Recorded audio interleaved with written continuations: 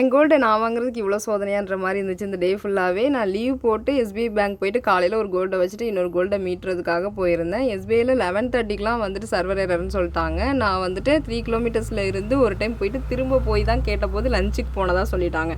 சரின்னு அப்படி இப்படின்னு எனக்கு ஒரு 3 மணிக்கு தான் எல்லா ப்ரொசீஜரும் முடிச்சு அமௌண்ட்டே குடுத்தாங்க. அத வாங்கிட்டு ஐடிபிஐ போனா நாங்க வந்து வித்ட்ரா சலான் வாங்க மாட்டோம். செக் வாங்குவோம். இல்லன்னா வந்துட்டு கேஷா வாங்குவோம்.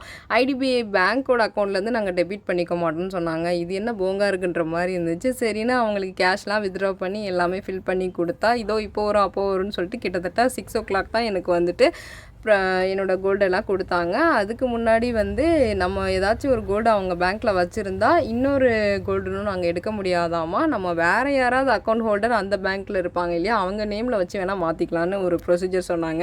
அந்த ப்ரொசீஜர நீங்களே மெயின்டெயின் பண்ணிக்கோங்க அப்படின்னு சொல்லிட்டு விட்டாச்சு. அதுக்கப்புறம் ஆன்லைன் சர்வீசஸ்க்கு சூப்பரா இருக்கிறது எஸ்பிஐ தான். நான் மைனர்லேருந்து யூஸ் பண்ணிட்டுருக்கேன். ஸோ அது மட்டும் பெஸ்ட்டா இருக்கு.